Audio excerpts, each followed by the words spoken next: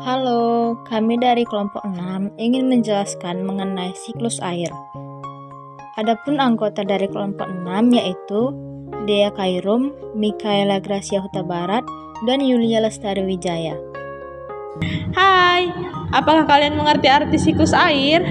Siklus air sendiri merupakan salah satu siklus biogeokimia yang terjadi di bumi dengan tujuan mempertahankan jumlah dan ketersediaan air. Jenis siklus air. Siklus pendek. Siklus ini merupakan yang paling pendek. Jadi dalam siklus ini, air mengalami evaporasi atau penguapan. Kemudian, uap air tadi mengalami kondensasi dan berubah menjadi awan. Setelah menjadi awan, akhirnya terjadi presipitasi yang biasa kita kenal juga sebagai hujan. Siklus sedang. Pada siklus ini, hujan terjadi di darat. Jadi, ketika sudah mengalami kondensasi atau penguapan, awan bisa juga mengalami adveksi. Karena adanya adveksi ini, awan bisa menurunkan hujannya di darat, sehingga timbullah yang namanya runoff. Runoff adalah bergeraknya air di darat dari tempat yang tinggi ke tempat yang rendah, dan air ini akan mengalir kembali ke laut, sehingga bisa kembali mengulang siklusnya. Siklus panjang. Siklus ini awannya juga mengalami evaporasi dan kondensasi. Tetapi hujannya bukan hujan biasa, melainkan hujan es. Hujan es ini terjadi melalui proses sublimasi. Sublimasi adalah perubahan wujud padat menjadi gas. Jadi, uap air yang ada di atmosfer bukan cuma dari air, melainkan juga dari es. Hal ini dikarenakan awan yang ada di atmosfer bergerak ke tempat yang relatif lebih dingin. Nanti setelah musim semi, salju atau esnya mencair, mengalir di permukaan bumi, dan sampai ke laut untuk mengulang kembali siklusnya.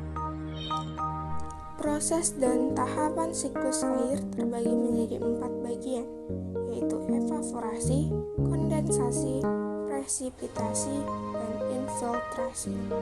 Yang pertama, evaporasi. Evaporasi adalah proses penguapan air dari berbagai sumber air yang ada di bumi, misalnya dari danau, sungai, atau laut.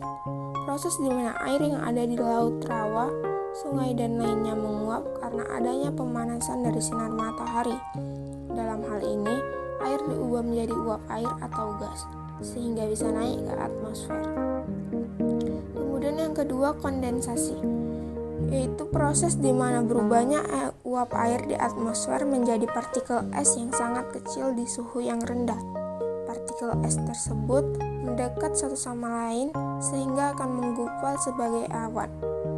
Yang ketiga, presipitasi. Ketika terlalu banyak air yang terkondensasi, maka tetesan air di awan akan menjadi besar dan berat untuk menahan di udara, sehingga jatuh sebagai hujan, salju, ataupun es. Kemudian yang terakhir, infiltrasi, yaitu proses terakhir pada siklus air adalah infiltrasi atau disebut juga sebagai penyerapan. Infiltrasi adalah proses penyerapan air ke dalam tanah. Sekian penjelasan materi dari kami. Terima kasih.